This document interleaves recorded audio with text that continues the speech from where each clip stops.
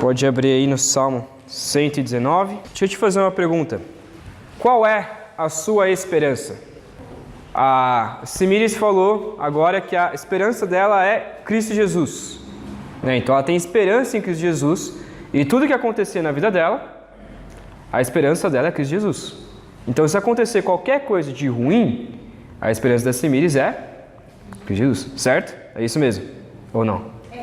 Então tá bom. A esperança, alguns falaram, a esperança é a salvação. Então, por mais que eu esteja perdido e por mais que qualquer coisa de ruim aconteça na minha vida, eu tenho a esperança na salvação. Então eu espero pela salvação e eu tenho a salvação como herança. Outro falou Deus. Então a minha esperança é Deus. É claro que algumas esperanças mais terrenas, como por exemplo a Nira falou, eu espero pelo um Brasil melhor e eu tenho esperança que o Brasil melhore. Mas se o Brasil não melhorar, e agora? É uma esperança em que pode ser falha, mas eu espero por isso. Mas quando eu espero em Deus, Deus não é falho e pode acontecer qualquer coisa na minha vida, o Brasil pode ser de mal a pior, mas eu tenho esperança em Deus. O salmista aqui, no Salmo 119, ele vai começar a dizer qual é a sua esperança e, na verdade, qual é a sua herança. O que ele irá receber, ou o que ele espera. Ele vai dizer no versículo 57, o Senhor é a minha herança. O Senhor é a minha herança. É aquilo que eu almejo, é aquilo que eu almejo receber. O Senhor é aquilo que eu tenho de mais importante para mim.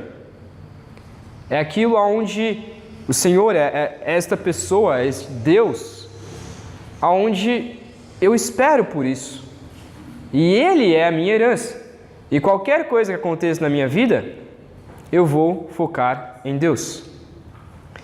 E aí o salmista vai prometer no versículo 57, então eu prometo obedecer às tuas palavras. Como o texto mesmo diz, o crente, ele deve almejar a Deus. Ele deve colocar a sua esperança e pensar que a sua única herança é o próprio Deus. E não há herança melhor do que essa, do que o próprio Deus.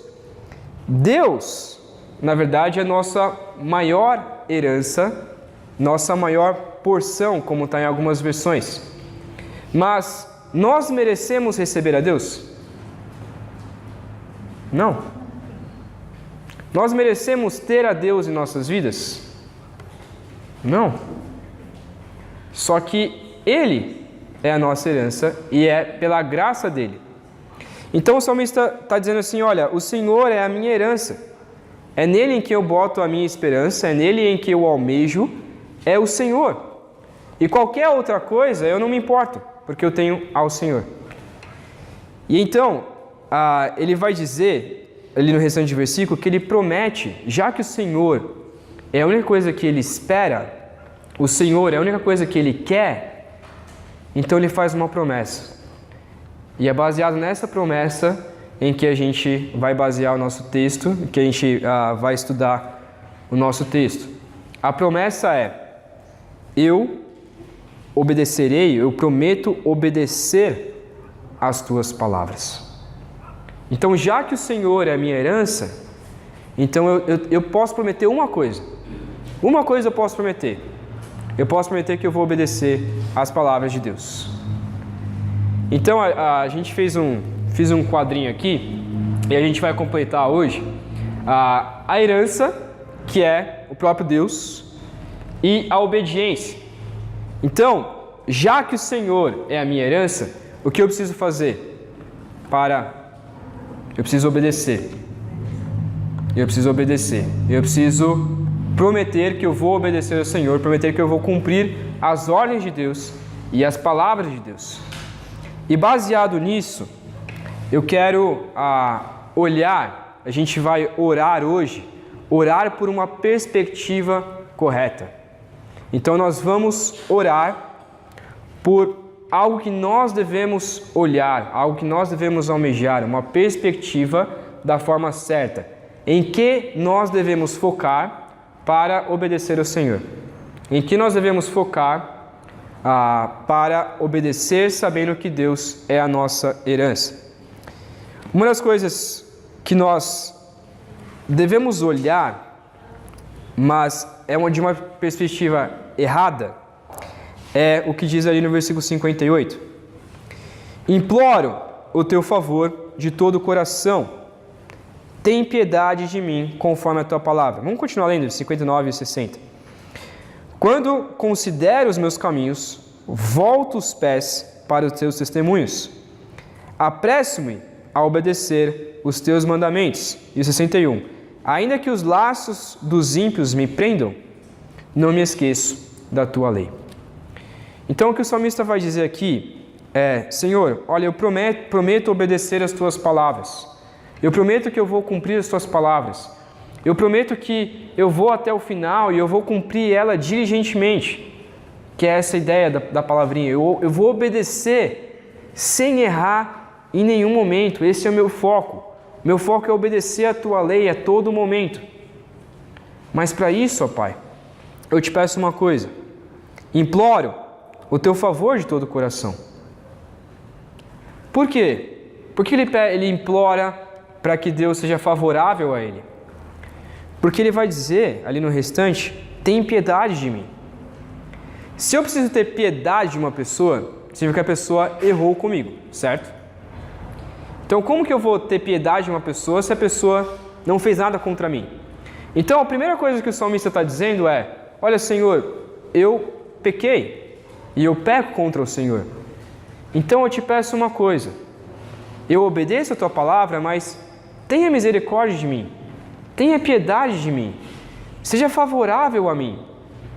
Eu te peço, Pai, por favor, eu imploro pelo teu favor em minha vida. Então uma das coisas que ele reconhece, que o salmista reconhece aqui, ele implora por favor, e a ideia que é demonstrada aqui é que talvez, né, como a gente vê em outros salmos, é que o próprio salmista, em outro salmo, no Salmo 119, é que o próprio salmista reconhece de que ele não deve focar em sofrimento, seja por causa do seu pecado, ou seja por causa de alguma outra coisa. Então, Senhor, eu imploro o teu favor de todo o teu coração, tenha piedade de mim. Então, que eu não foque no sofrimento, que eu não foque nas consequências, mas eu te peço, ó Pai, por favor, não dê a consequência a mim, mas tenha piedade de mim. E a segunda, que ele vai dizer ali no versículo 59, quando eu considero os meus caminhos, eu volto os meus pés para os teus testemunhos. A ideia aqui é que o salmista está dizendo Senhor, quando eu olho para as coisas que eu estou fazendo, quando eu olho para que caminho que eu estou seguindo, quando eu olho para a direção aonde eu vou parar, eu paro, eu olho, eu analiso e eu volto para a tua lei. Então, uma das coisas que ele vai dizer aqui sobre a perspectiva é que o salmista ele está alinhando a perspectiva dele de acordo com o caminho de Deus, de acordo com os decretos de Deus. Mas a perspectiva errada é o pecado, o caminho errado, que é justamente o seu pecado. E o terceiro, em que ele vai dizer, e aí, diante do pecado, né, ele então volta os seus caminhos, ele se arrepende, ele tem um arrependimento, e ele volta os caminhos dele para Deus. E ele vai dizer no versículo 60, Senhor, eu não só volto os meus pés para os teus mandamentos, mas eu me apresso em obedecer os teus mandamentos. Ou seja, eu volto a obedecer os teus preceitos, os teus testemunhos, mas eu me apresso em obedecê-los. Senhor, eu quero fazer isso logo. Eu quero ter uma perspectiva certa contra o meu pecado e eu quero fazer isso logo, me apresso. Então, uma das coisas que muitas vezes não acontece com a gente fala assim, eu estou arrependido do meu pecado. Samuel, eu me arrependi de ter feito isso. E aí você vira para a pessoa e tá bom, então muda o caminho. Mas agora? Eu preciso fazer isso agora? Cara, muda o caminho. Vira a direção. Para de fazer isso. Mas agora? Não dá para deixar um pouquinho mais tarde? Eu preciso obedecer agora? Eu não posso, pecar um pouquinho mais? Não. Você não está arrependido? Tô. Então para. Então para de fazer isso. Então o salmista ele vai dizer, Senhor, a perspectiva errada é olhar para o meu pecado. Mas eu quero olhar para a tua lei. Eu quero olhar para os teus testemunhos. E eu quero obedecer os teus testemunhos. Eu quero me apressar em obedecer os teus testemunhos. Apressar em obedecer os teus mandamentos. E o terceiro que a gente encontra aqui é não focar, ali no versículo 61, ainda que os laços dos ímpios me prendam, eu não me esqueço da tua lei. Então o que o salmista vai dizer é, Senhor, ainda que os ímpios eles tentam me prender, ainda que eles jogam laços sobre mim e tentam fazer todo mal contra mim, eu não me importo. Eu não me importo. Por quê? Porque eu não esqueço da tua lei. Então o que o salmista vai dizer é que, de uma perspectiva errada, de algo ruim, é se importar com os ímpios. Ficar focado apenas nos ímpios. E ficar olhando para os problemas e para as coisas ruins. Mas ele vai dizer o contrário. Senhor, eu olho para os ímpios e eu sei que eles estão me laçando e eu sei que eles tentam me prender, mas eu faço o contrário. Eu não me esqueço da tua lei. É a tua lei que me faz ser liberto. E eu não me importo se os ímpios estão fazendo algo contra mim ou não. Como eu perguntei para a Simires ali e ela confirmou, se Jesus é a nossa esperança, então qualquer coisa que aconteça na nossa vida de ruim, a gente não se importa, porque eu tenho a esperança em Cristo Jesus. Então qualquer coisa de ruim que aconteça, eu olho, eu choro e eu realmente clamo a Deus e falo assim, Deus, por que isso está acontecendo comigo? Por que os ímpios, por que os meus inimigos estão querendo me laçar? Por que o meu pecado está cada vez maior? Por que eu não consigo cumprir o teu favor? Por que eu não consigo voltar para a tua lei? E por que isso tem acontecido comigo? E a gente clama a Deus e fica murmurando. Mas no final das contas, o que o salmista vai nos explicar é que se nós temos o Senhor como a nossa herança, se nós temos o Senhor como a nossa esperança, mesmo que os ímpios, mesmo que o pecado e mesmo que o sofrimento venha, eu não me importo, porque eu olho para a lei de Deus. E por mais que essas coisas aconteçam, se a minha esperança, se a minha herança está em Deus, eu me importo com a lei de Deus, eu me importo em cumprir a lei de Deus. Então, ele está nos mostrando que ele precisa mudar a perspectiva de como ele enxerga as coisas. Ele não só olha para os problemas, não só considera o seu caminho e não só olha para os ímpios, mas ele toma uma posição em relação a isso. Então eu enxergo isso, eu enxergo que o meu sofrimento, eu enxergo o meu caminho errado, eu enxergo que os ímpios eles estão fazendo coisas contra mim, mas eu quero focar em obedecer a lei. Eu quero focar em obedecer a palavra de Deus. Uma pergunta que fica para a gente é: qual que tem sido a nossa reação diante do nosso pecado, diante do sofrimento e diante de pessoas que tentam fazer algo de ruim contra a gente? Muitas vezes, a nossa reação diante disso é desanimar. e ficar focado só nisso. O pastor José pregou isso no domingo agora, né? O povo lá de Neemias que ficava murmurando, ah Deus, eu olho para a tua lei e eu vejo o meu pecado e eu choro, mas a reação de Neemias, tá certo? Isso mesmo. A reação de Neemias é, olha, a alegria do Senhor é a nossa força. Então parem com isso. Tenham uma perspectiva certa. E a perspectiva certa que o salmista vai nos dizer aqui, o que nós devemos focar é não apenas focar nas coisas ruins. A gente deve olhar sim para as coisas ruins, mas é focar nas coisas boas e ter um equilíbrio a respeito disso.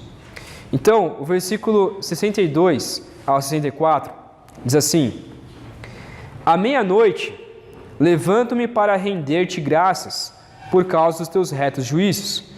Sou companheiro de todos os que te temem e dos que guardam teus preceitos.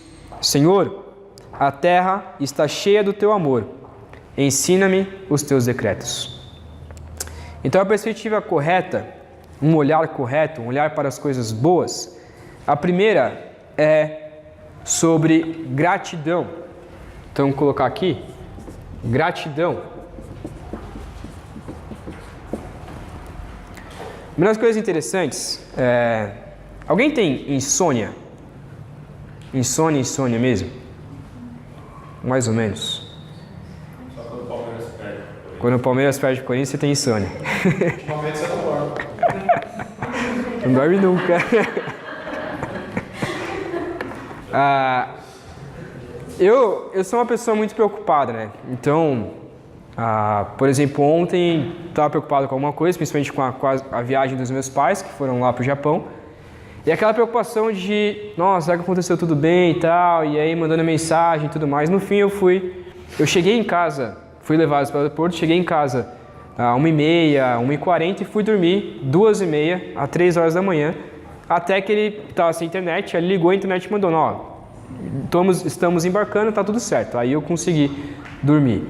Mas eu sou uma pessoa muito preocupada, fico me preocupando com as coisas e perco o sono por preocupação.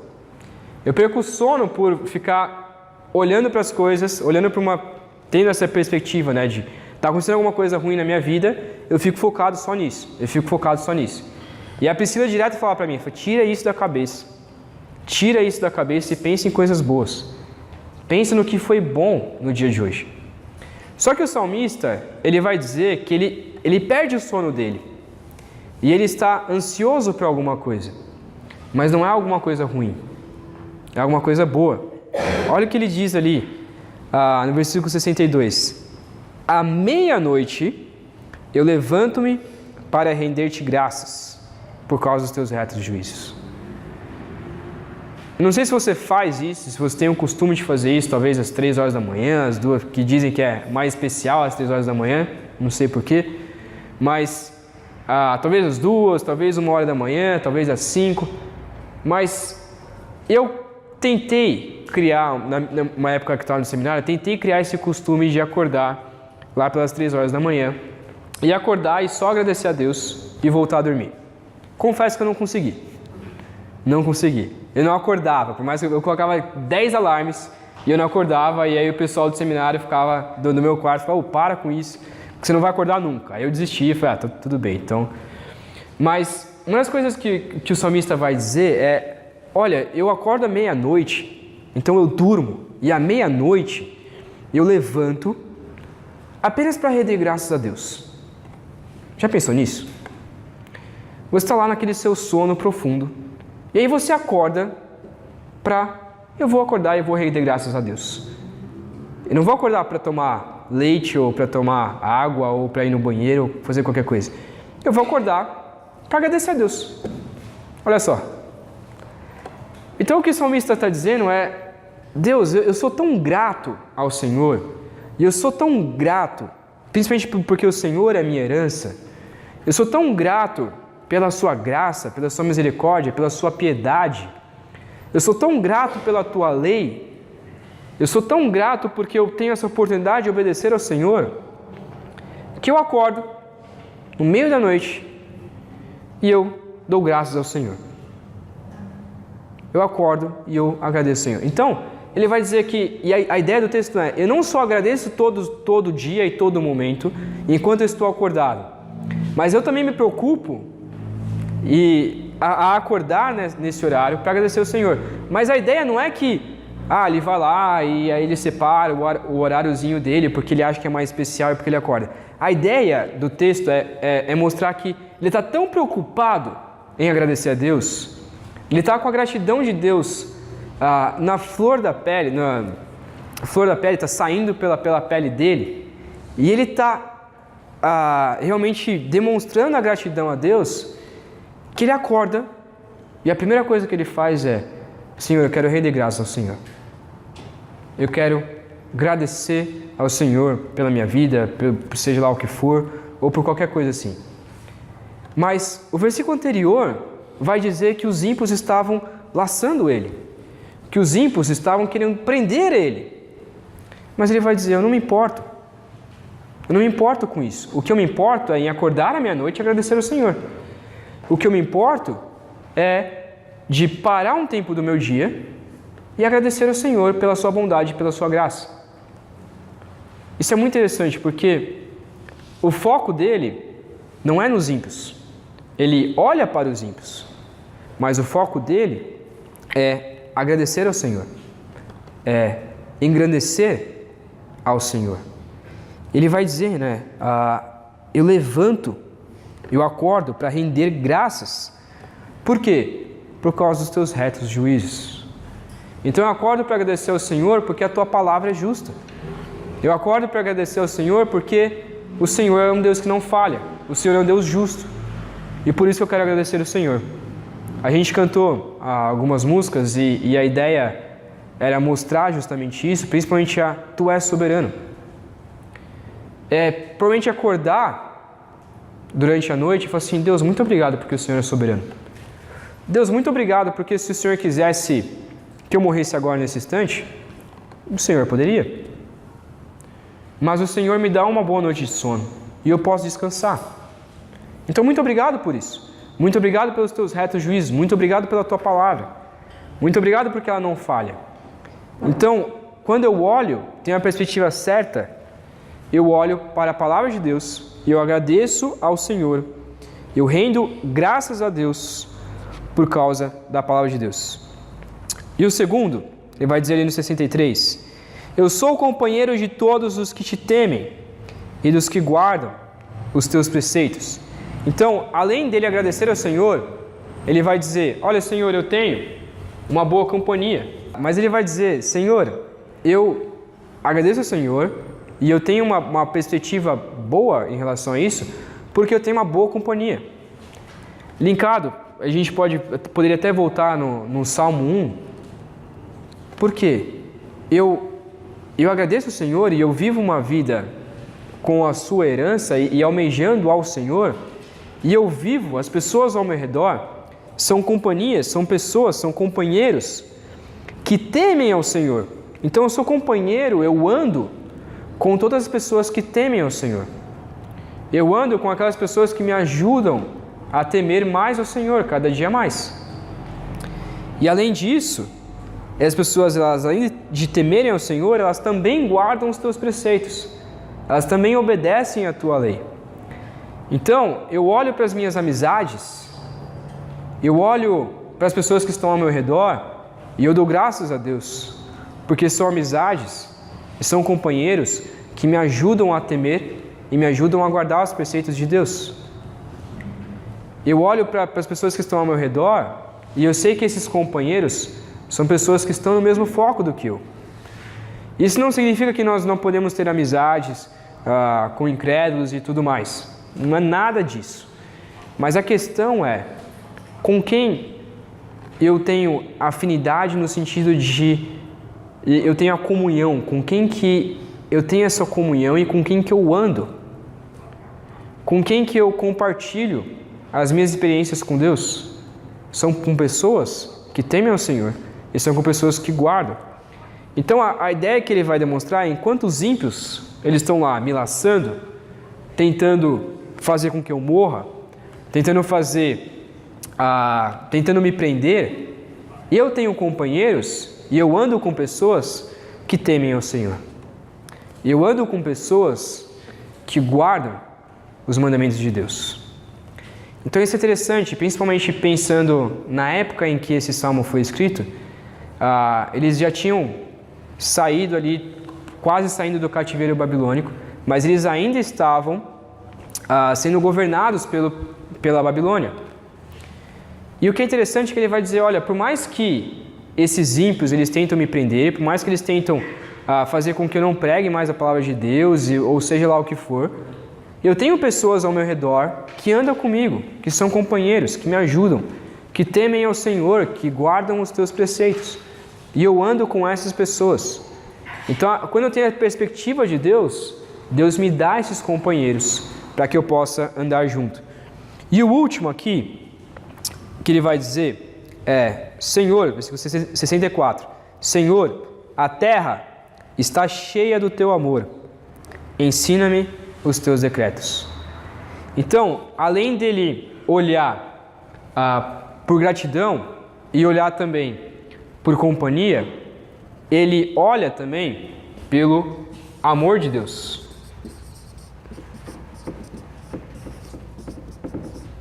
Então ele olha, ele vai dizer, a terra está cheia do teu amor.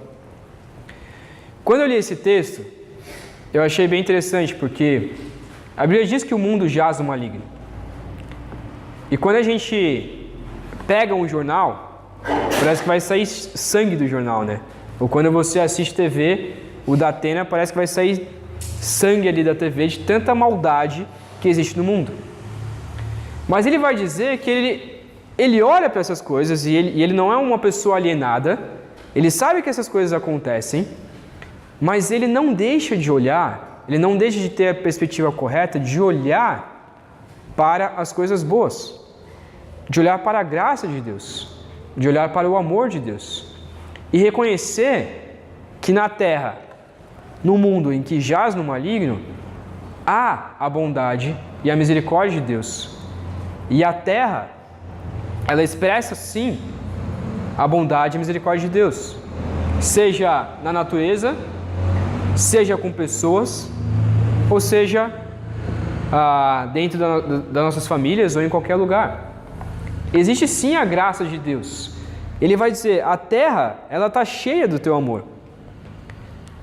Eu consigo reconhecer o seu amor enquanto eu estou vivendo. Então, a ideia que ele vai dizer aqui, né, são 3 coisas ruins, que seria o sofrimento, o pecado e os ímpios. E eu reconheço que essas coisas existem, eu reconheço que isso realmente existe na minha vida e existe na vida de cada um, mas eu não só foco nisso, eu não só fico lamentando por isso, mas eu olho também e eu tento focar cada vez mais em agradecer ao Senhor, em ter companhias boas e no amor de Deus. E quando eu faço isso, o resultado é, eu olho para Deus e eu sei que Deus é minha herança. E eu sei que Deus está à minha frente. E o meu foco, o meu alvo é o próprio Deus. Mas o que eu tenho que fazer é obedecer ao Senhor. Então, se eu tenho o Senhor como a minha herança, então o meu resultado diante disso é, eu vou obedecer ao Senhor.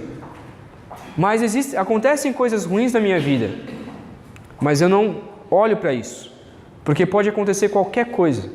O meu foco está em Deus. O meu foco está em obedecer a palavra de Deus.